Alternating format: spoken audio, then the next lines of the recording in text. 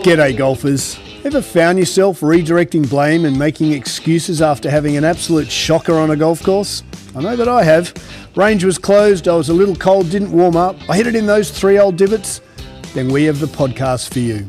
We focus on how to fundamentally own your swing.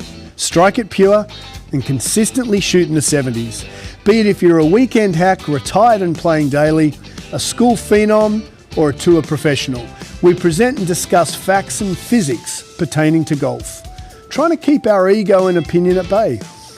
We dispel myths such as keep your head down, bend your knees, or my all-time favourite, game improvement irons. So stop drinking that mythical Kool-Aid and have a sip of ours. I think you'll find it both inspiring and refreshing. I'm Scott Young, founder of Swing, PGA professional and ex-tour player.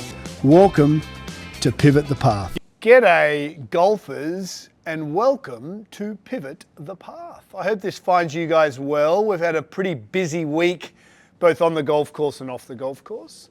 So wherever you're listening to, we welcome you to another week of what's going on in the golf industry. And our improvement pivot point this week is to try and tie in all the work we've been doing in the range, hitting balls, controlling flight, and how do we take that to the golf course? Certainly as the Northeast starts to warm up a little bit, most of our community hit the golf course this past weekend. So we hope that we can alleviate any confusion and get you guys hitting the ground running. Jumping into news from the fairway, we had Logan McCallister with his first win on PGA Tour / Korn Ferry. He just smashed it actually. He played very, very well. Watched a fair bit of that. 7 under the final round, finished 19 under, first victory, and just a wonderful, wonderful news story. Relatively young chap. But I wanted to tie back, before we hit all the other tours, I wanted to tie back on where the current industry is and just weigh in a little bit on why I love the concept of live golf, what live golf's brought to the golfing monopoly that is PGA Tour. It's brought in a diversification, not as much as what I'd love, but it certainly started the conversation. Here's where I'm at. Last week I got hit on my social media with a young chap, James Nicholas, and he's ventured down to Argentina in the Korn Ferry event. And as a guy who was on Australasian events and someone said to me, hey, let's go to the US, the thought process playing on the US tour was an allure to me because you could drive everywhere. In theory, you had slightly, longer drive components from week to week, but you could drive. Whereas these young Korn Ferry guys, they are jetting everywhere and all over the map because of twofold things. One, the PGA Tour will put a Korn Ferry event where the PGA Tour is not. And that's what we played when I was back playing on the NGA Hooters Tour. We were playing for about $350 a week. First prize was about 40 grand, which is pretty solid. And we were everywhere PGA Tour wasn't because the PGA Tour is the monopoly and they want to be the king of the castle. But the problem with that is you've got these young guys like James who actually gave us a breakdown on how little money he's earning. So let's just dive into it. My point is here, it would be nice for the PGA Tour to trickle down a little more funds, even though they don't have the media rights. Like, I understand how the media rights work, but these young guys are busting their ass to try and get on PGA Tour, and they're really not making any money. So rather than just throwing out an airy-fairy comment, I just wanted to give you the exact facts on how tight the PGA Tour keep their cream of the crop. And in my opinion, that's a huge mistake. As James Nitty's alluded to, who's one of the lead commentators, an ex-PGA Tour player himself, the raw emotion and how brilliant this Korn Ferry Tour is, but it's not getting the dollars trickling down for the actual players, and therefore it's bloody hard to keep your head above water. Here's a great example. James went to Argentina. His flight was $1,850. His hotel was $1,400. The flight you can't do much about. Maybe the hotel you can stay in a little bit of dodgier hotel, but at the end of the day, you've got to turn up like a Ferrari and hit the ground running. Food was $620. Ubers between the golf course, because they don't have cars like the PGA Tour, was $100. Kid even had to pay for a locker at the golf course. So add all that up, and he's spending about $4K for the week. James plays pretty well, actually. He has 10 under par, and he comes tied 29th for the week. Right, so he's come T29, he shot 10 under, he makes a huge $6,575. Now, he has to take out his caddy fees, $2,500, but his caddy gets a bonus because he came top 29th. So the net of this poor bastard is that he's come top 29th, he's shot 10 under, and he's made $800 that week clear. Now, if I compare that to PGA Tour, and I just compared the score, which was 11 under, Billy Horschel. Billy came top 25th with 11 under. What does Billy get that week? Well, he gets a locker full of goodies, so he can pass those goodies on. The locker himself, he is stacked with goods. He gets a car for himself, or he gets a chauffeur that picks him up from the hotel. He'll have to pay his hotel bills, but it's in America, so he's got a lot more range of costs for that hotel. Obviously, these guys stay in nice ACOM.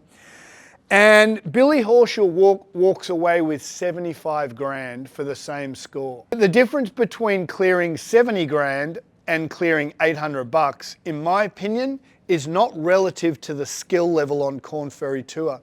So what I would love, and this is where, again, it's not lost on me in how media and media revenue and sponsorship revenue, and actually the naming rights sponsor is different on Korn Ferry. But this is where the PGA Tour have to give these guys a little more break. They've got to trickle down the funds so that these guys can actually make a half decent wage. So if this guy came top 25 for the rest of the year, that's a hell of a performance. He's going to make about 40 grand a year, which is traveling 35, 40 weeks of the year. That's just not going to get it done. Anyway, so that's my little point for the PGA Tour. Hopefully someone's watching and say, hey, give these guys some more cash. I understand the sponsors won't give it to you, but you as a PGA Tour entity can certainly pass on a little more buck. Maybe you match dollar for dollar what the sponsors put in. So instead of James, who's shot 10 under and he's coming tied, mid-20s, maybe walks away with 5 grand or even 10 grand. Now we're starting to actually put some food in the money. He can have a 401k. A lot of these guys on Korn Ferry will not make the main tour. And so after 5 or 6 years, 10 years of doing that, they've got nothing. I certainly had to start from scratch at the age of 35, nearly 40, and that's hard. So I just think the PGA Tour, and this is the great thing about LIV, is that they've shone a spotlight on this. The PGA Tour must diversify their cash down into the lower ranks to allow these young guys to keep going. Anyway, that's enough on that. LIV Tour, speaking of, veteran Sergio Garcia. Holy smoke, Sergio has a win on LIV, gets his little $4 million, minus 18, and actually ran away from the event. So Sergio must be loving the Masters because he's exempt for the Masters. He's obviously loving that the next month or so, playing well. DP Tour, young Scottish Callum Hill shot a closing 8 under, which is pretty insane, 62, and then won it in a playoff, so that was good. Second DP Tour win. Rio Takada won her by 6 shots. She smashed the LPGA Blue Bay in China. So Rio she played very well last year. She seems to have picked up. You notice the same names keep popping up in LPGA. So we need to get some young bucks coming through there. Nelly seems to have started a little quieter this year. Maybe she actually had some time off to recharge the batteries. And when you have time away, it does take a little while to get back in the groove. So hopefully Nelly comes back. And then PGA Tour. What an event this was. And we've had a very interesting kind of reset back to what I think PGA Tour should be, which is hot and fast golf course. Best ball strikers win, best players win. Again, take nothing from carving it out of bounds and rebounding and winning a tour event, but I want to see the best players with the best ball strikers and playing the best shots. So let's compare the Arnold Palmer down at Bay Hill, where Henley chips in on the 16th to make eagle, which gets him 2-shot lead over Morikawa and eventually wins, compared to the weeks past where, guys just weren't getting up and down, hits it out of bounds, hits a tree, comes back in bounds. My point is that we called out and actually not to mention his name again, but Billy Herschel agreed with us here, the PGA Tour should be hard and fast golf courses where you're not stopping a 7-wood. You shouldn't have a 7-wood in the bag.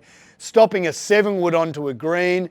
I want to hit the middle of a green with a rescue or a 3-wood, 5-wood, and it should bounce over the back. You've got to be able to control your ball flight.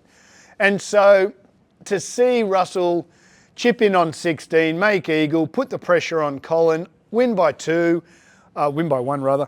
I love watching that kind of hard golf course. 11 under wins the PGA Tour event, which is where I believe PGA Tour should live. Anywhere from 5 under to 10, 11 under is what a tour event should look like. Keegan Bradley shoots 8 under last round of the tour event. Jason Day seems to be coming back. He shot 8 under the second round. So what we're seeing is that the cream of the crop rise, and whilst you don't want to see PGA Tour guys shoot 7, 8 over, it's interesting that when you put a hard and fast and really tough golf course in the mix, the guys who aren't quite on are going to struggle. And so if we pan down to our guys we're watching, Cam Davis and Tudes didn't have a great round, 6 over, but I'm sure they'll be back. We had Cam Young shoot 9 over for two rounds and missed the cut, and then Min Woo Lee about the same. I think he shot 7 over and missed the cut, and then Elvis Smiley didn't play the South African leg of the DP Tour. So we've got these guys, and if you're not quite on and they play a good tough golf course, then unfortunately the scores balloon. So it's a nice way to say, hey, you can't bullshit your way through a Bay Hill. You've got to hit fairways, greens. You've got to shape the balls, and you can't miss the ball on the near side of the pin, because you're not going to get up and down because the greens are so hard and fast. So love that PGA Tour are coming back and making a pretty hard golf course, and it'll be interesting to see the players this week. So wish everyone, Cam and Tudes especially, good luck this coming week. Which leads us to our improvement pivot point. And what we wanted to do was tie in the work we've been doing in the gym with the work we've been doing here on our numbers controlling ball flight. And as James and I alluded to a couple of podcasts ago, not hitting numbers to maximize the greatest distance possible, but understanding that every ball flight, and this is where swing is very different, has a math equation, and our job is to be able to hit and produce every ball flight we can. So now that we've been controlling ball flight for numerous weeks, and we hope that you guys have out there, how do we take that to the golf course? Okay, so what is my point? My point is, golf is not a difficult game to shoot between even par, let's call it 70, 72, and 76. You're not going to birdie every hole. One of the biggest mistakes that I had looking back on my time on tour is I had 2 main faults. One, I didn't play the ball flight I had on the day. No one ever really explained to me that it's going to change. So the night before a tournament, I'd have my yardage book, I would have done my homework. I had dear mates of mine who would turn up, half drunk from the night before in their prep on the golf course, and I'd be there, I'd gym the night before, prepped as hard as I could. I had my scorebook, and I had my yardage book, and I had where I could miss it, where I couldn't. But the fatal flaw that I did, which I never kind of understood, was that I prepared my round for a perfect little soft draw ball flight, not really emotionally understanding that the chances of me having that perfect little 2-yard draw was next to 0. What I should have done was taken a step back and gone, hey, I would love to have that little draw in the bag. Chances are I won't. So what would that look like to manufacture a way around my golf course? So point number 1 that I didn't do, that I'd strongly recommend you guys do, when you get to the golf course, you've got to work out what ball flight you've got on the day. And you've got to plan for those better players who are actually trying to get on a tour, or your young kid who's trying to make his high school team right now in the Northeast. Instead of prepping for a perfect little ball flight, hey, I've got the first hole, it's a dogleg right, that means my little draw's not going to work so well. Just actually understand, hey, play yourself into a golf tournament or a golf round, unlike myself, who played himself out oftentimes because I stuck to that 2-yard draw, which was not in the bag for the day potentially. So point number one, just play yourself into an event. I never understood the phrase, you can lose the tournament on a first day, but you can't win it. What that means is I had no idea and I didn't plan just to play golf. And on the range, warming up, my job was to work out what ball flight I had, draw or fade. And so for all those young kids trying to make their high school team, oh, I've got my high school playoffs this weekend, it's just a round of golf. Just get out and play. You know what I mean? And so the range before you play is just what do I have today? Do I have a little fade? Do I have a little draw? Am I hitting it pretty straight today? Am I hitting big cuts? Okay, I've got to aim left and allow for it. So point number one, accept and identify what ball flight you've got in the morning before you play, right? And then number two is for the holes that don't support the ball flight you've got, and this is the big one that, again, I didn't take to the golf course. On the first hole, my stock shot was a little soft little draw, right? So if I'm playing that fade, I would still try and find that draw on the first 3 holes. And then I would actually play myself out of an event because I'd still be trying to play that draw where I should have just played the cut. My point is, part one, work out what ball flight you've got on the day. It will change from the day before and the week of prep if you're a pretty gun player. If you're that guy who's just playing on a Saturday with his boys or his ladies, warm up, accept the ball flight you've got, and then just rearrange your thought process on how to play golf. Remember, I play golf like a stoplight, like a traffic light. Red, orange, green. If I've got my butter draw, and on the range I've got my butter draw, and mentally I'm playing that butter draw, then I'm on a green day. That means I'm controlling ball flight. If I've got my little soft draw and the pin's on the left-hand side of the green, that's a green flag. Go at that all day. If I'm having a perfect day where my game is on, I'm shaping it both ways, and I'm controlling ball flight, if the pin's on the right-hand side for a right-handed golfer, I can play my little fade in there. That's a green flag. So if I warm up and I'm on point, I'm playing my little 9-shot drill, low draw, medium draw, high draw, low fade, high fade, low straight, medium straight, high straight, then if I'm on that green day, dude, game on, let's go. I'm going to go at everything. And that means from the first hole, I'm going to go at everything. But if I'm warming up and I'm just not quite on, body's not moving too well, I've had a shitty morning, didn't have a cup of coffee, whatever it is for you, then just take your foot off the gas the first 2 or 3, 4 holes. And that might be an amber orange light where I'm going to hit it 20 yards short of the pin, even I'm going to hit the front of the green. So I'm going to play my way into the round if I'm not quite on. And again, I'm going to keep saying the same thing. I can't tell you how many times I put my game under pressure because in the first 4 or 5 holes, probably because of nerves looking back, I wasn't quite on, and I'd still go at pins and I'd miss myself on the short side of the green, make 4 or 5 really silly little bogeys, and all of a sudden 2 or 3 holes into a tournament, I'm like 4 over par. And now I've got to fight like buggery to get it back to square, hopefully under par. And it just puts pressure on your game. You do that week in, week out, you're never going to play well. So it doesn't matter whether you're a golf tournament, trying to put food on the table, or just playing with the boys, play your way into a round. Eddie Barr, shout out Eddie, who's actually in Queensland now. Hell of a player, exempt on European Tour at one point, my age. Eddie used to say, conservative strategy, cocky swing. And I love that. Be confident in your golf swing. Have a conservative strategy. If you're warming up and if your hole's 1 and 2 and you're not quite on song, hey, that's a middle of the green day, 20 feet below the hole, 2-putt, get out of there. Reassess after 9, 12, 15 holes. Reassess after 18. Just play your conservative round, get to the range, work it out.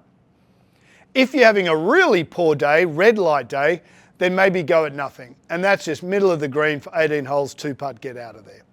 My point is control the narrative of your golf game. Don't let golf control you. Don't be emotionally arrogant like I was and say, no, I've got this 2-yard draw. No, you don't. Okay, so then I'm going to hit the middle of the green. play your way into a round, don't play your way out of a round. And that is probably one of the biggest lessons that I unfortunately didn't learn, but I certainly know now, right? Just be a little conservative off the first tee. If you have a great warm-up, and if you have a stripe on the first couple of holes, game on, green light, go at everything. Little fade in there, little draw in there. Every one of our community here, we work on getting them to hit fades and draws. Why? Because if I've got a pin, let's say it's like my pad here. If I've got a pin in the middle of the green, hit your stock shot. If I've got a pin top right, that's my fade pin for a right-handed golfer. If I've got a pin top left, that's my draw pin. Right? You should be able to control ball flight, draws and fades at will. It's easy, it's just understanding data. But then understand that that's going to differ 9 holes to 18 holes to day after day after day. Right? Your body will change, therefore the production of that ball control will change. And that's why if you hear a lot of commentators who aren't ex-tour players ask stupid questions, but the tour players will say, how'd you warm up? What'd you feel today? What feels did you have? And you'll see these guys talk about the window. We like, as a tour player, we like starting a ball on a target line, often through a window. Benny Lemmy, shout out Lemmy. Lemmy used to say, I used to hit it through a cloud. That was his window. And once you start controlling ball flight, golf gets pretty simple. Now, simple as in keeping it around even par. I'm not talking simple going out like Bryson or Mr. Henley there who just won a PGA Tour event.